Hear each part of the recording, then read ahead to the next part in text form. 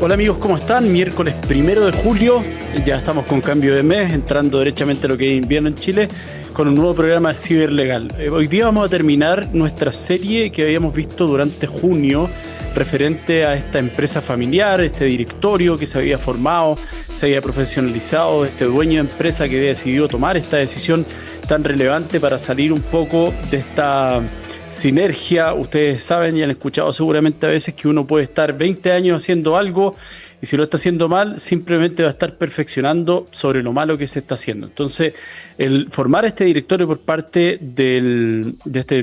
el dueño de empresa familiar, además con una directora externa que pusimos dentro de esta empresa que obviamente no es real, recoge elementos de ciertas empresas en las cuales yo he estado, pero esta en particular está creada obviamente para la dinámica tanto de la columna como de este programa. Y la idea es esa, en expresarle y que entiendan por qué es buena una gobernanza, sobre todo hoy día que hablamos del punto de vista digital. Entonces los quiero situar, hoy día va a ser, como les digo, el último capítulo de esta serie, después voy a empezar con una serie distinta, referente también a datos y ciberseguridad, obviamente. Y estamos sentados dentro con esta empresa familiar, se nos presenta por parte del comité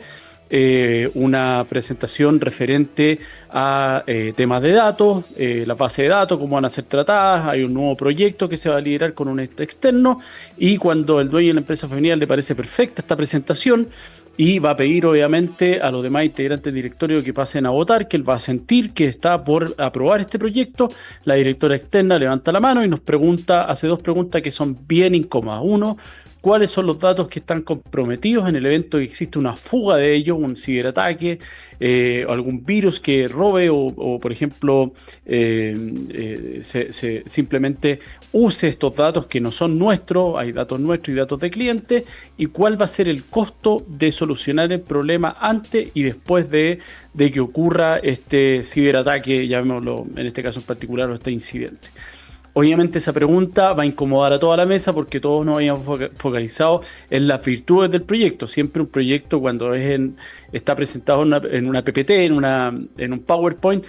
suena súper atractivo porque además estamos haciendo un poco tarot y meteorología, algo que va entre ambos extremos, porque obviamente son supuestos los que siempre uno realiza al momento de hacer una presentación, bajo ciertos parámetros obviamente que son de estructura, de recursos, de costo, de proyecciones de carácter financiero en general, y cuál va a ser el impacto de la organización, cuánto es el presupuesto que necesita, cómo lo vamos a financiar y cuál sería obviamente el retorno que va a tener el proyecto, ya sea porque es un proyecto interno o porque se va a hacer una venta a un cliente. Entonces, obviamente esa pregunta va a incomodar porque nos saca en cierta medida de esta tranquilidad de lo bueno que se ve el proyecto y nadie hizo las preguntas incómodas. Siempre en un directorio, que es más bien un arte que una profesión en particular, el director que es valorado después de cierto periodo dentro de la empresa, aquel que está capacitado para hacer las preguntas que son primero pueden ser incómodas, pero aquellas que son relevantes para anticipar algún tipo de calamidad dentro de un proyecto en particular o para mejorar obviamente o eficientar la compañía. Y eso obviamente es lo que se valora. Puede ser que sea un director, que yo lo he visto varias veces, que es un director que no tiene nada que ver con tecnología, que no está con un cuadernito incluso, con un celular antiguo, con un computador que no usa tarde, mal y nunca, pero sabe realizar las preguntas porque ha estado en tantos proyectos distintos que hace las preguntas correctas y eso mueve obviamente la decisión muchas veces de la mesa frente a alguien que puede ser especialista en tecnología, que generalmente que participa en ese comité en particular y nos va a ilustrar sobre la virtud de este proyecto, pero no sabe muchas veces, como les digo, cuáles son los problemas o vulnerabilidades que él en ese caso no está viendo. Así que hoy día eso vamos a tratar respecto del comité que aprendió a preguntar por los datos, que eso es importante. Ya estamos a 6 meses, en la mitad del año, estamos 6 meses de la puesta en marcha, 5 meses en realidad, a partir del 1 de diciembre, la nueva ley de datos en Chile, que viene con muchas exigencias para las empresas, reportes, multas en caso de incumplimiento, y eso va a acarrear obviamente también pérdida de prestigio reputacional, que es lo que hoy día las empresas básicamente están constituidas y todos usamos los datos, y vamos a ver a la vuelta del corte el por qué es importante, porque aun cuando usted no sea una empresa dedicada a la tecnología, los datos son indispensables para el día a día de la misma. Así que nos vamos a ir con la primera canción del programa, que es de Pink Floyd, Wish You Were Here. Nos vemos a la vuelta. Estábamos ahí, un temazo de Pink Floyd, Wish You Were Here, un clásico. Ya estamos de vuelta para este programa del miércoles 1 de julio, ya mitad de año. Muchos niños de vacaciones, los universitarios. Estamos ahí los papás tratando de hacer varias cosas, además de trabajar. Oigan, estamos viendo el tema del comité que aprendió a preguntar por los datos. ¿Por qué es importante esto y cuál es la diferencia entre un comité y un directorio? Se lo explico rápidamente y espero no tan enredadamente, didácticamente. Si ustedes hablan del directorio, es el que tiene la responsabilidad de la administración y es él quien responde tanto frente a los accionistas como frente a la ley. Yo puedo, obviamente, por un tema de especialidad, generar dentro de la administración propiamente tal comités que traten temas específicos, los clave y que obviamente seguramente ustedes ya lo han escuchado, el comité de finanzas, que en toda empresa debe existir, la finanza es el corazón de la empresa, o sea, la benzina, sin eso no funciona, comité de gestión obviamente para manejar cómo funciona internamente la compañía, las ventas, los recursos humanos, administrativamente, cómo se desempeña y obviamente, hoy día en específico, el comité de ciberseguridad, que puede ser seguridad de datos, tecnología de información, tecnología de innovación. Son diferentes los nombres dependiendo, obviamente, del giro o comercial que tenga la compañía en particular, qué es lo que, cuál es el nombre que va a diseñar. Y generalmente se designa a uno de los directores para que esté en ese comité en particular, que puede ser obviamente además el gerente en este caso de tecnología, el encargado de los datos, el responsable de la información dentro de la empresa, el TI,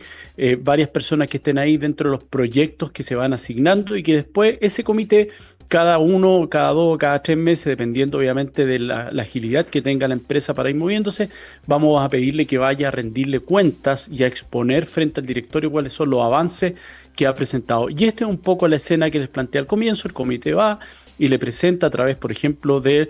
gerente de tecnología un proyecto al directorio y el directorio en ese caso tiene que hacer las preguntas de rigor, no puede descansar y delegar en la tranquilidad de que en realidad ahí están los especialistas. Entonces nosotros, ¿qué vamos a hacer? Si somos los directores y para eso nombramos al comité, no, pues el comité precisamente es para que dinamice en este caso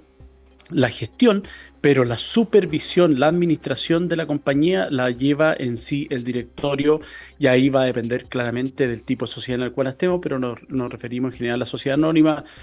la SPA, que son las mayorías que están, las sociedades por acciones, que son las mayorías que están constituidas hoy en Chile, porque tienen un mayor dinamismo para la ejecución de los negocios y aspectos tributarios, y es lo que usan más en definitiva las empresas, sobre todo las familiares. Hay una frase de Mark Andreessen, que es del año 2011, que habla de que el software se está comiendo el mundo. Imagínense, el 2011 pareciera otro mundo, otra realidad. Lo vimos que uno habla antes de la pandemia y post pandemia, cómo se aceleró y cómo en cierta medida fue un empujón. Yo alguna vez escribí eso, que más que un salto tecnológico fue un empujón tecnológico hacia una transformación digital sobre todo esto. Temas de Zoom, las reuniones telemáticas, a quienes litigamos en algún momento, hay alegatos hoy día ante las Cortes Supremas, apelaciones, tribunales de distinta naturaleza en donde se puede participar telemáticamente y eso obviamente fue después de esta obligatoriedad que nos llevó el mundo a través del confinamiento por el COVID-19, por la epidemia, a hacer este empujón tecnológico que nos dio un virus. No fue ni la modernidad de los negocios, ni la eficiencia de la transformación tecnológica, fue un virus el que nos llevó, paradójicamente, un virus nos llevó a realizar esta transformación. ¿Y por qué esta frase de Andreessen es tan importante en cuanto al software se está comiendo el mundo? Y eso tiene una explicación también desde el punto de vista económico. Hoy día, si ustedes se preguntan, el software lo que tiene obviamente una escalabilidad, cuando el creador de aquel lo que hace no es vender, sino el que lo que vende es una recurrencia. Todos tenemos suscripciones hoy día a través de ciertos medios de entretención, lo que es Netflix, Amazon, Apple TV, lo mismo la música, Spotify, Apple Music, dependiendo el navegador que ustedes ocupen. Lo que pagamos es una recurrencia. Eso es por ejemplo, una escalabilidad económica que tiene el software, que hoy día yo no soy dueño del software, pero tengo una dependencia a través de un pago recurrente mensual que obviamente es exponencial. El número de clientes, si a mí me cobran 1.000, 2.000 o 3.000 pesos, entenderán que con eso no se financia, pero cuando lo multiplica esa cifra por 3 millones, 4 millones de usuarios, claramente es atractiva si es el mismo software que usan todos en este caso, los clientes finales. Entonces, ¿por qué es importante esta frase respecto al software que se está comiendo el mundo? Además, porque hoy día, independientemente que yo esté sentado en una empresa, y siempre traigo a colación el ejemplo que me tocó ver, una empresa de venta de repuesto de vehículos, por ejemplo, de transporte público o de locomoción colectiva en general. Obviamente yo no tengo nada relacionado con eso porque lo que hago es importar repuestos y los vendo. Pero claro, hay un tema de facturación, correo electrónico, página web, pago a través de una aplicación, de un link en el portal de pagos, y tengo además una cartera de clientes ya que he logrado recopilar los datos de esos clientes cuando realizan las compras. Puede ser que tenga, por ejemplo, una flota de buses provinciales que son clientes recurrentes de repuesto, de neumáticos, de pastillas de freno.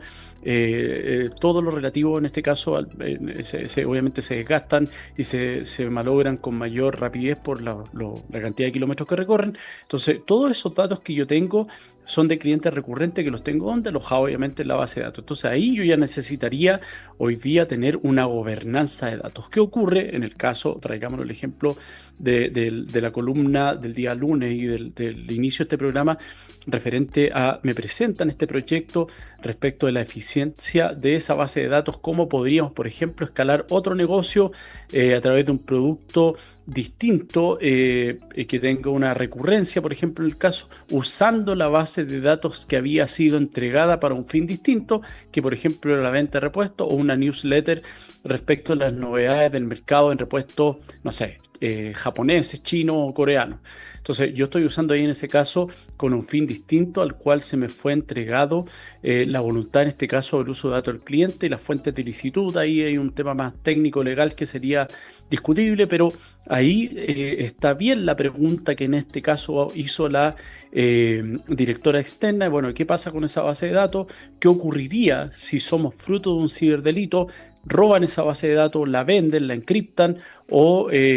cometen un fraude, por ejemplo, porque tenía además alojados los datos de las cuentas corrientes de los clientes. ¿Qué ocurre ahí? ¿Cómo nosotros seríamos responsables como empresa? ¿Qué nos vemos expuestos? ¿Cuál es el nivel de riesgo al cual estamos expuestos y cuáles son las medidas de seguridad que se han implementado para llevar a cabo este proyecto y además para cuidar la base de datos existente? Entonces ahí obviamente es distinta la figura porque ustedes saben que toda empresa, toda gestión, toda actividad tiene riesgo. El salir a andar en vehículo, andar en moto, ni hablar. Todo eso me causa placer. Para mí andar en moto es parte de una terapia que tengo, pero claramente tiene un riesgo alto asociado a que puedo tener un accidente, puedo quebrarme una pierna, estar enyesado, no sé, 2 meses y después tener que someterme a terapia. Ese es un riesgo que yo estoy dispuesto a asumir y lo visualizo. Lo que no puedo hacer es eliminar los riesgos, por lo tanto los tengo que mitigar y tratar. Y ahí viene obviamente la labor del comité presental, en este caso al directorio, los riesgos asociados al proyecto en particular, y ahí viene la pregunta de rigor. Es mejor ponerse colorado una sola vez. Lo importante acá también es que yo, así como le presento estos riesgos al directorio, también les digo, bueno, pero todo riesgo trae asociado, en este caso, la posibilidad, mientras mayor sea el riesgo, mayor se entiende que va a ser el retorno que yo voy a tener de esa inversión. Entonces, yo le presento además en lo que hoy día se denomina, desde el punto de vista financiero, más que el ROI, el retorno de la inversión que efectué, el retorno de la inversión en seguridad de la información, que es el ROSI, esa es la figura. Entonces, yo le digo al cliente, a mi cliente interno, que en este caso es el directorio, yo como gerente, en este caso de tecnología y de la mano del financiero, este proyecto que vamos a llevar a cabo tiene esta tasa de riesgo en la cual podríamos tener estos incidentes, que podríamos, por ejemplo, tener una demanda de algún cliente, pero la probabilidad es baja porque hemos invertido en esto, y esa inversión que realizamos, dividido por el número de años, dependiendo si es 1, 3, 5, 10 años, va a ser a corto, mediano o largo plazo la inversión, puedo determinar si, siendo mayor la tasa de retorno que el riesgo, me es conveniente asumirlo frente a no realizar el proyecto. Entonces, el ROSI acá, como figura frente a la exposición de un proyecto en particular en materia de seguridad de información, es clave para que el directorio entienda y el financiero lo pueda aprobar de que tenemos que llevar adelante el proyecto porque va a ser mayor el retorno, obviamente, que la información. Por ejemplo, una multa. Si yo digo, no, mira, la multa por los tipos de datos que nosotros tratamos, que no son datos sensibles, que hemos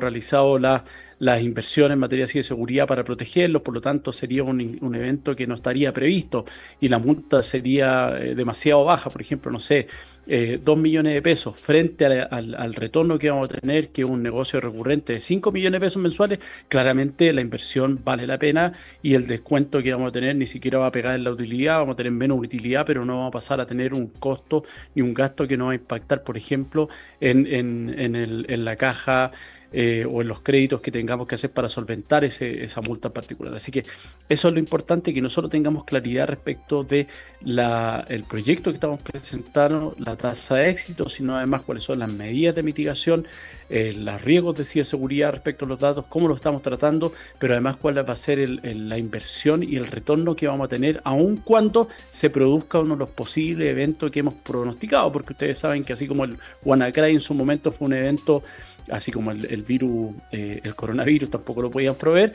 son temas que la ley va a decir, usted no tenía la capacidad de preverlo, por lo tanto no lo puedo sancionar.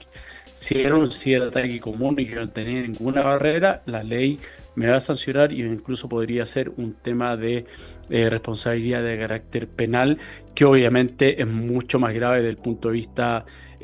no solamente administrativo, sino que afecta a la persona jurídica, que es la empresa, y además a los directores en particular que tomaron la decisión. Nos vamos a ir al segundo corte, ya para realizar el cierre del programa, con Dire Straits, un clásico además, que es Sultan of Swings. Nos vemos a la vuelta.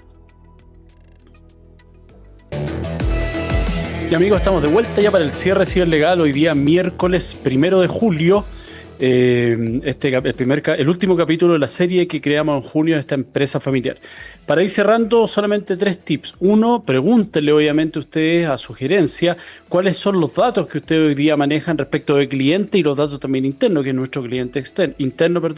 obviamente los trabajadores de la empresa, las remuneraciones y, por ejemplo, datos médicos, si alguna empresa tiene de ese tipo. El segundo, y si ustedes sienten, por ejemplo, que el director externo todavía les queda grande porque están en un proceso de expansión y no tienen obviamente ni el tiempo muchas veces o incorporado el gasto para poder asumirlo, que ahí viene la tercera, es crear este comité de gestión, que puede ser un comité que sea distinto tipo de empresa, que ahí dependen directamente del dueño y se crean estas especialidades que, por ejemplo, sería el comité de finanzas, que es clave con los auditores externos, el comité de gestión con el área de recursos, por ejemplo, humanos, y el comité de ciberseguridad para el manejo también de datos y también para proteger obviamente la infraestructura interna y crítica de la compañía, que eso lo vamos a saber cuál es, que muchas veces las empresas entienden que tienen algún tipo de riesgo, pero todavía no lo tienen asumido y eso se puede determinar incluso a través de un cuestionario dependiendo del tipo de empresa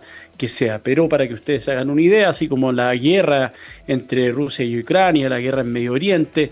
que uno ve ahí los bombardeos y cómo están atacando, eso ocurre día a día en la empresa. De hecho, hay algunos estudios que hablan de que a partir de la pandemia los ataques en materia de seguridad pasaron a estar en el primer nivel de la lista de riesgos y amenazas sobre la empresa, así que es bueno estar protegidos porque lo hacemos obviamente con un tema de diligencia desde el punto de vista profesional. Los dejo invitados como siempre a suscribirse a la columna de LinkedIn a través de mi nombre. Ahí está como Juan Pablo López. También puedes seguirme como Ciberlegal. Está el YouTube de Ciberlegal, donde se suben todos los episodios de Ciberlegal, y también el podcast de txsplus.com, que además del programa Ciberlegal hay una serie de programas que son todos de ciencia y tecnología muy interesantes. Nos vemos el próximo miércoles ya con otra serie para este julio de 2026. Les dejo un abrazo y que tengan un buen término de semana.